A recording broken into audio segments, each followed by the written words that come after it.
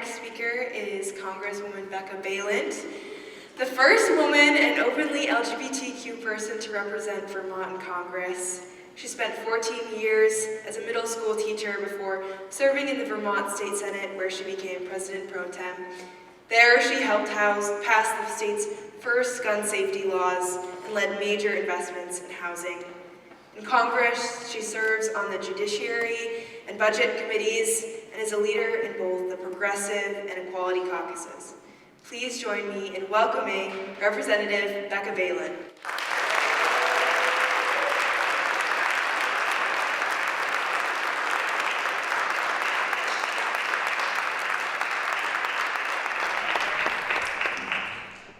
Can you hear me?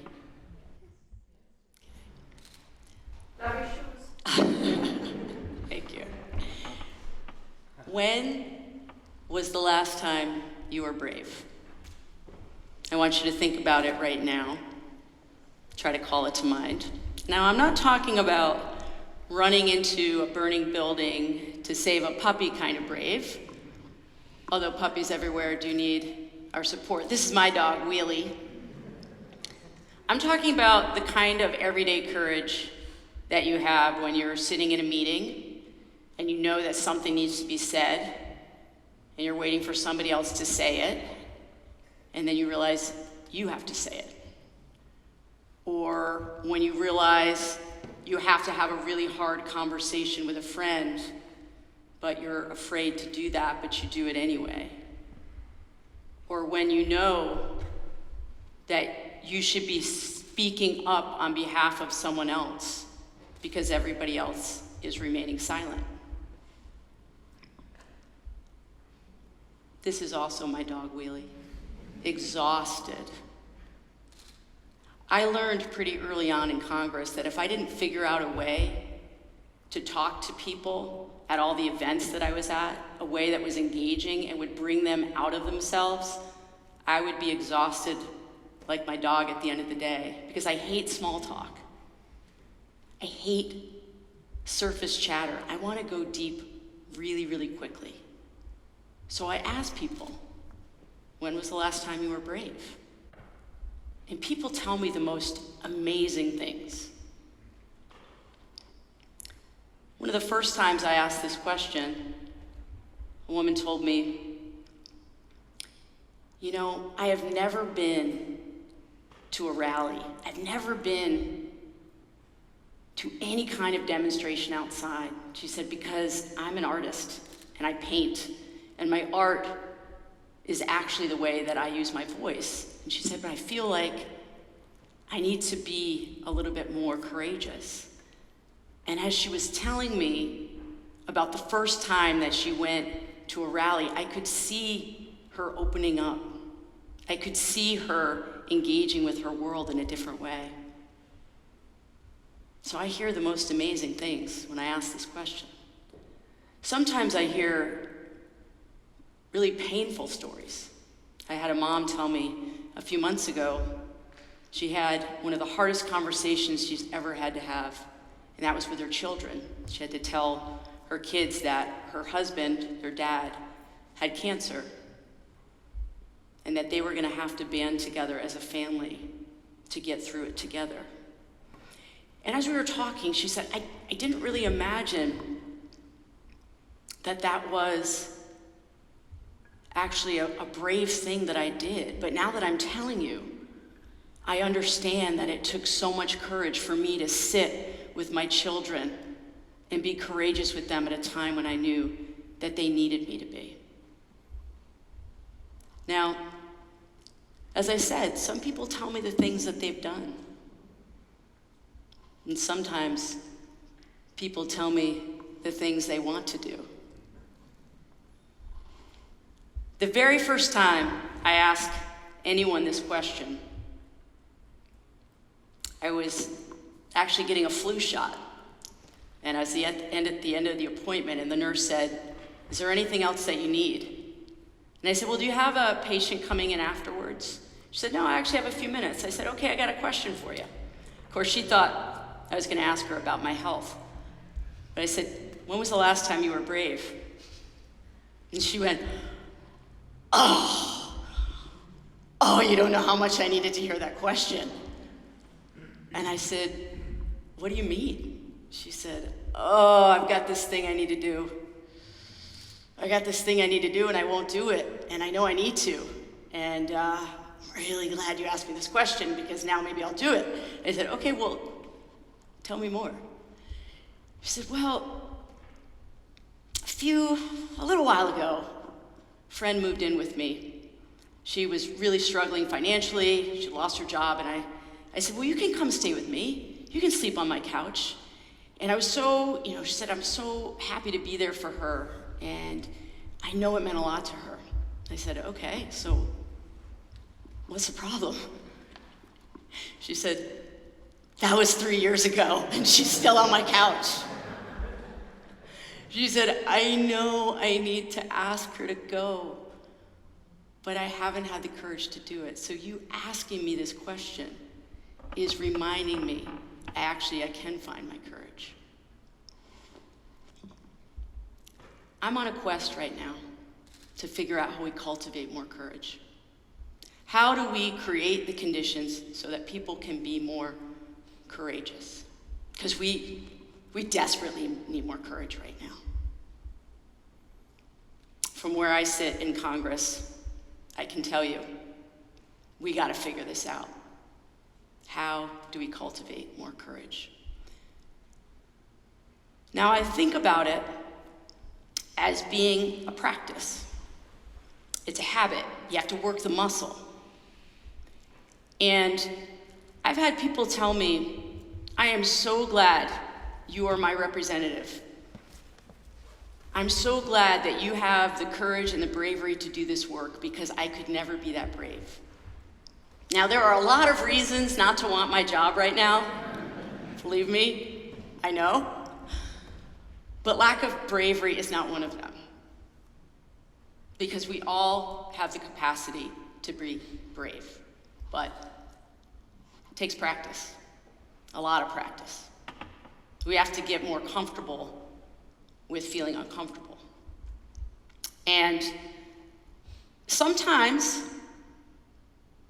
it is just everyday interactions that we have with people that can help to build up our courage.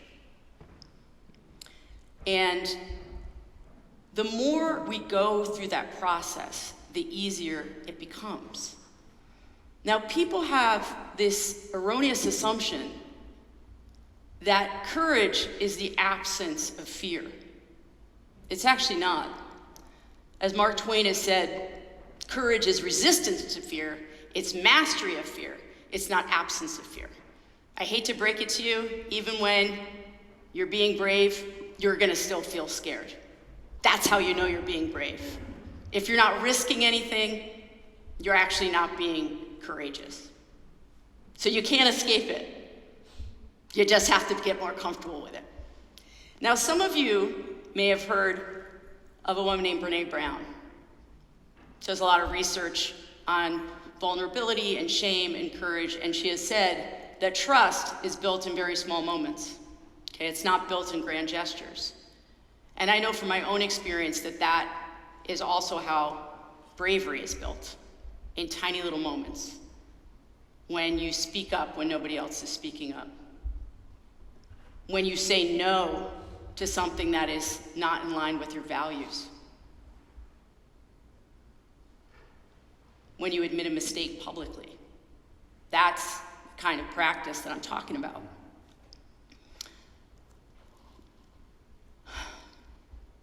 I want to tell you about one of the most profound experiences I had in exercising my everyday courage. So this is me during COVID. I know you're all familiar with what it felt like at that time to be wearing a mask all the time. And I went in to see my dry cleaners that I dropped my suits off. And I was wearing a mask, and the worker was wearing a mask, and it was the dry cleaner I'd gone to for years. And she brought out my suits. I was signing the receipt, and I looked up and I realized that she had probably been crying. Her eyes were bright red and watery. And it would have been so easy for me to just turn, grab my suits, and go, and not have that awkward moment of trying to figure out how to connect. But I felt this stirring inside me, and I took a deep breath and I said, "You okay? Is everything okay? Are you all right?" And she looked at me and she started to cry and she said, "No, I'm not okay. Everything's not all right." She said, "My father just died of COVID and he's in Florida and I could not be with him when he died." Now, we were strangers to each other, really. It just works where I get my dry cleaning. But I knew in that moment I needed to show up in a different way. I wasn't quite sure what to do. So I just stood looking at her and I put my hand over my heart and I said, "I am so, so sorry. I can't imagine how painful that is." And I felt like I wanted to do so much more, but it was COVID and we were social distancing. And I wanted to be able to throw my arms around her and let her cry on me. And I didn't know if I was carrying the virus. None of us did then, so I didn't know what to do. And I remember thinking at the time, I don't know how to do this. I'm feeling really awkward. I'm feeling really anxious. I don't know how to do this. And then I just started saying whatever came to my mind. And I said, "I'm sorry it's COVID. I'm sorry you have to stand there and I have to stand here. I'm sorry that I can't go over and hold you, but please know I would be holding you if I could. And I don't know the kind of pain that you're going through right now, but I do know this. I know this in my heart. Your father knew that you loved him, even though you weren't with him." And we just looked at each other for probably 5 minutes. She's crying, I'm standing there, and I'm just sitting in the discomfort, sitting in the despair, and not leaving. And then eventually, she nodded. She went back to work. I grabbed my dry cleaning, and I left. This was a moment of everyday courage that has stayed with me for years. I still go to that dry cleaner's. And now, when she sees my car pull up, and you can't miss it because it's bright yellow, she sees my car pull up in the parking lot. She has my dry cleaning and my receipt and everything ready to go before I've even walked across the parking lot. Because in that moment of courage and bravery, our relationship changed. It shifted. It will never be the same because we were willing to just be there with each other. And we have to do that more. We have to be there with each other in really present and vulnerable ways.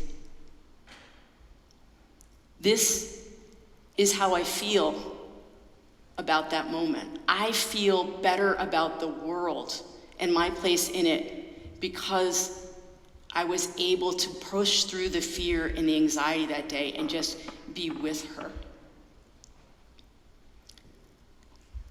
We have to have these moments over and over and over again. And I know what happened at the dry cleaner could only happen because I have made everyday bravery a daily practice. From the moment I walk into my building in DC, I am thinking about opportunities to connect with strangers because it makes me uncomfortable and I want to get more comfortable with the discomfort. Whether it's somebody coming on the elevator and it's as simple as, "That suit looks great," or "Those shoes are bringing me so much joy today. What floor do you work on?"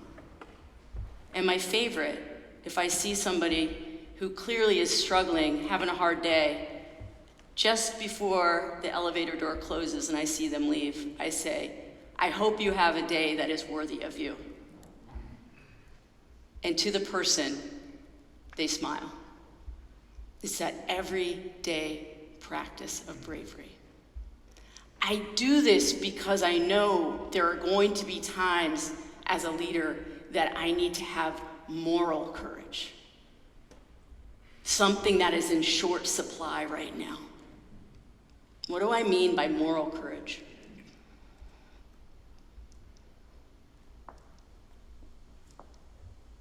Moral courage is when you know something is hard, you know something is wrong, but there's something that you're risking, and you do it anyway. We don't see enough of that, and so I'm trying to figure out, how do I get better at this so I can model it for other people? I was very fortunate because I was faced with a moment when I had to have moral courage early on in my political career, long before I was in Congress. I was at a candidate forum, and it was a hotly contested Democratic primary, and there were many of us. And we did so many debates and forums that sometimes not every candidate could be there. And one night, one of my opponents couldn't come. She had a family obligation, so she couldn't be there. And she sent along some notes about sort of what she was running on, what her platform was, what she believed, so people could get a sense of her. But she wasn't there to defend herself. She wasn't there to rebut anything. And one of the other candidates used that opportunity to try to badmouth her because she wasn't there to rebut it. Now, I'm just sitting on the stage answering questions the same as every other candidate, and as the night goes on, I am feeling more and more uncomfortable because she's not there to speak up for herself, and it doesn't matter that I'm also running against her, she's also my opponent. What's happening to her is wrong. And I can feel it in my stomach, and I can feel it with my heart racing, and I can feel it with my flushed cheeks that I have to say something. I'm not quite sure how to say it. And so I commit that the next question, I'm not going to answer the question until I say what needs to be said. So they called on me, and I said, I just have to say, some of the things that are being said about this candidate are inaccurate, and she is not here to defend herself. And I'm going to take the time that I have to answer the question to go through the ways in which you're not accurately portraying her record. And I could feel a real uneasiness in the audience, and I could feel the man who had said these things about her sort of boring a hole in my head. And I could see some of his supporters scowling at me in the audience. But it's that sitting in that discomfort. It's that sitting in that fear and doing it anyway.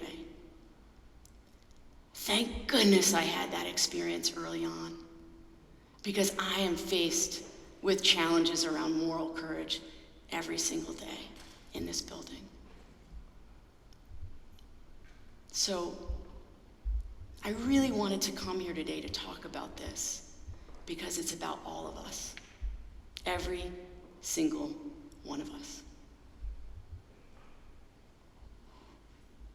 We feel better in our bodies when we are courageous. When we are more brave, we are more resilient. We have hearts that are open to the world. We are able to stand up for other people. We are able to stand up for our communities. There are so many good things that happen from everyday courage that grows into moral courage. But of course, I'm a member of Congress. So for me, the stakes are incredibly high. Democracy is an idea. It's a loose framework for how we organize ourselves. Without all of us being willing to have skin in the game, without each of us being willing to show up with courage and turn towards each other instead of away from each other, without each of us being willing to use our courage and bravery to hold this experiment together, it's not going to work. But the good news is, it just takes practice, everyday practice, day in and day out, a commitment to show up fully in yourself and bringing that bravery and courage to your everyday interactions so that when you are faced with a question of moral courage, you know that you've already been through the hard stuff. You know what it feels like in your body and that you can withstand it. That's why I'm here today. I want you to ask yourself this question. When was the last time I was brave? And watch the world open up. Thank you.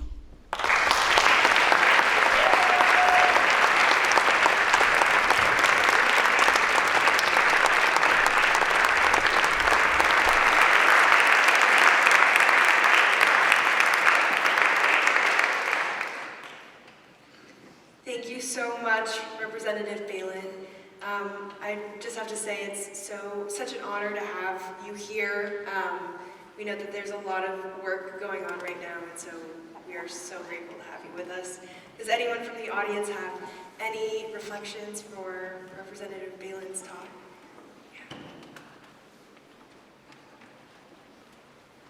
Thank you very much, Ms. Balint, for making it to our college. First of all, when Congresswoman Balint asked the question, when was the first time you found yourself brave, I wanted to raise my hand and say, probably every day. I don't know why I wanted to give that answer, but she reminded me throughout the speech that with the ups and downs and so many fast-paced shifts and curves of life, our job is to be brave every day. Otherwise, if we do not make sure things are done the way we want it to be done, justice is in place, or fight for it, then life is living us instead of us living the life and controlling it the way we want to do it. Thank you.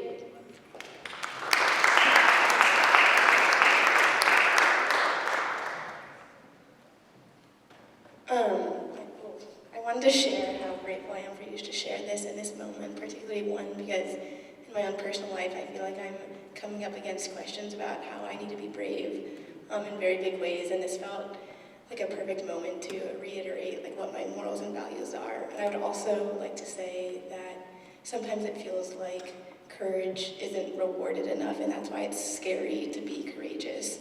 And it reminds me that on the other side of the person being courageous, you have to be the person receiving that courage and reinforcing it and rewarding it and encouraging it to continue.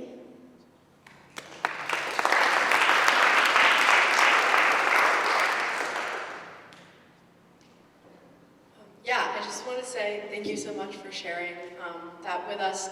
I think something that my friends and I have talked about a little bit is how when you're on a college campus and you're trying to get your work done, it's really easy to kind of tunnel vision and just get the things done that you need to do to make it through the day.